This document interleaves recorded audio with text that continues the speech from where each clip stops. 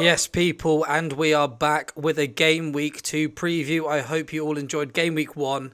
We had some big hits in there. I believe 9 out of the 10 players I recommended got over 2 points that game week. James Tarkowski, the only one to let me down, but my beloved Fulham did us nicely. So, not all bad for me at least, but I hope you all won your game weeks. I know I did. So, let's crack on into Game Week 2. I'm going to run through all the games, give you some suggestions for players to get in, show you what the likelihood of clean sheets are if you're wheeling and dealing defenders this season, much like myself.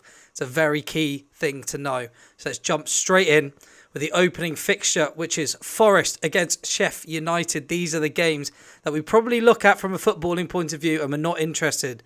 But when it comes to the draft, there's so many players available on the waiver wires that we need to pick up. And look at this, clean sheet percentage for Nottingham Forest of 43%. Sheffield United obviously didn't get off to a winning start this season, but Sheffield United and that man Matt Turner I've got there, I think will be keeping a clean sheet home. It will be bouncing in Nottingham, and I think they can do it. So get the Forest defenders in. Matt Turner, I think, if he's available. I know it's hard if you're in a 10-plus person league, as most of the starting goalkeepers are gone, but he's someone that is available, and if you play normal FPL, only 4 mil, get him in. Next game, we're going to talk about Fulham, Brentford, West London Derby, both on a 29% clean sheet record.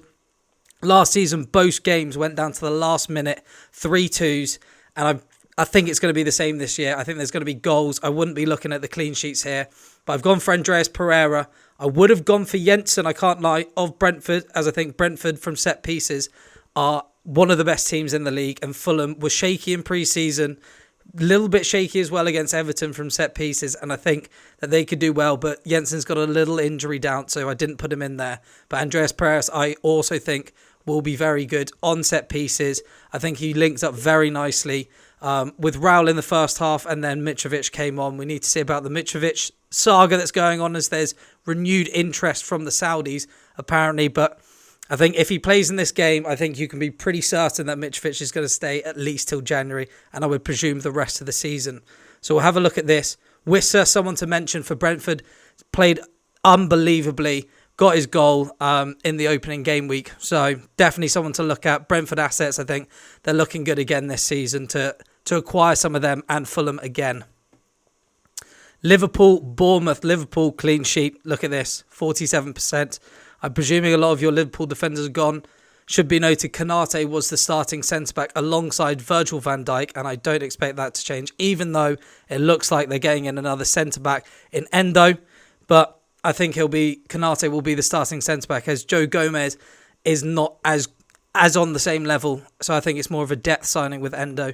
And I've gone for Darwin Núñez. So Darwin didn't start the game for Chelsea-Liverpool, but I think these lesser teams and at home, Darwin will be the person starting. Jota started as the number 9. I think with his scary pace, I think he'll be able to get in behind this Bournemouth defence and he'll get chances. And I think he should be able to take at least one of them. The next game we're going to go to is Wolves v Brighton. I've gone for Estupiñán. What a great opening weekend for him. I believe he got 7 points. Brighton should be able to keep a clean sheet in this game. Wolves looked, surprisingly, it must be said, because I have personally tipped them for relegation. But with Gary O'Neill, very good against Manchester United. Cunha is the man to get in, forward for Wolves, and he was unbelievable at carrying the ball at Manchester United. We'll see if he can do the same against a very good Brighton team. They looked amazing game week 1.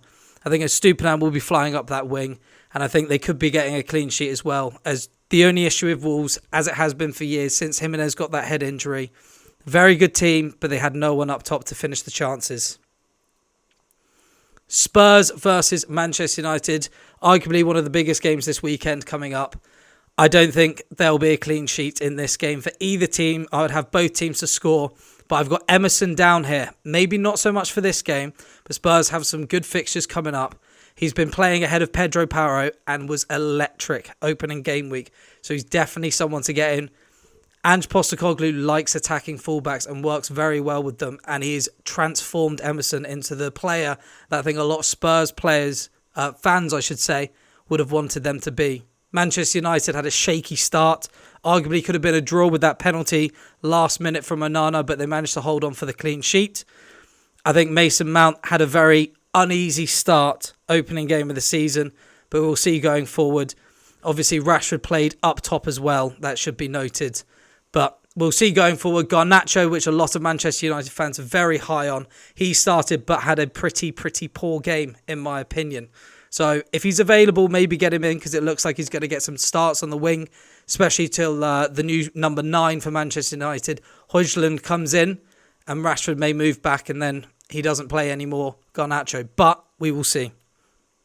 Manchester City v Newcastle. Both teams got off to flying starts game week 1. City, obviously, opening game of the season against Burnley with a 3-0. Newcastle United 5-1. One unbelievable game. But this, against this Manchester City team's another beast. And Rodri, what an incredible start to the season he's having. Goals in the cup competitions and a fantastic game week 1. I think he's someone that will be available on the waiver wires, which is why I've put him in here. Someone to note for Newcastle is definitely Alexander Isak, starting over Callum Wilson, something I predicted, and I've been very high on Isak. Something people have been talking about is potentially with the injuries that have been going around for Jesus and the likes of that at number 9. Maybe Isak will be the second best striking choice after Haaland, which is crazy to think about. Kane obviously now left Spurs. So Isak may be someone that you can try trade for if you can give away a high value, maybe midfielder. I'd definitely be looking at doing that to go get Isak in and bolstering your team. It may be something I look into in the coming weeks. But yeah, Manchester City, been phenomenal. Obviously, the only issue is the Pep roulette. Seeing a lot of people, I think, in normal FPL, John Stones is the most transferred out player. I wouldn't be surprised if he starts this game. Obviously, they had the Super Cup midweek, and he didn't start there. And he didn't start game week 1. So I wouldn't be surprised if he's back in for this. Aston Villa versus Everton. I've gone for Pau Torres as the man in there as Tyrone Mings went off injured. Clean sheet percentage for Aston Villa, 44%. I think they'll bounce back and they need to bounce back fast this game week and get 3 points on the board if their hopes of Europe are there again. Everton played very well against Fulham, I must say. I did watch the game here out in Ibiza. I can't lie, I'm on holiday right now, but this YouTube channel doesn't stop, so please give me a like and a subscribe for the commitment and if you want to keep watching these videos. But yes, Everton played very well. Alex Iwobi is the man at Everton that really shone for them. He was unbelievable. There was a run down the left-hand side. It looked like Bale in the Copa del Rey against Barcelona when he runs off the pitch. Sadly, this time it didn't end in a goal, though, for Iwobi. But yes, something to note as well, Buendia is out for Aston Villa, someone that I was very high on and personally drafted myself in the Twitter League. So we need to look at alternatives there. Leon Bailey also got some minutes. And Moussa Diaby played, as we all expected, a phenomenal game and got in the points. Ollie Watkins as well was there. Played his game, got his goal, as we think that he will carry on for the rest of the season. So I'm pretty high up on Villa still right now, even after that hard opening game of the season.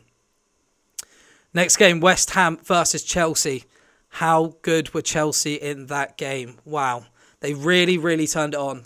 First half hour, 35 minutes was tough for them against Liverpool, but they sorted it out. They sorted themselves out. Nicholas Jackson, I thought, played very well.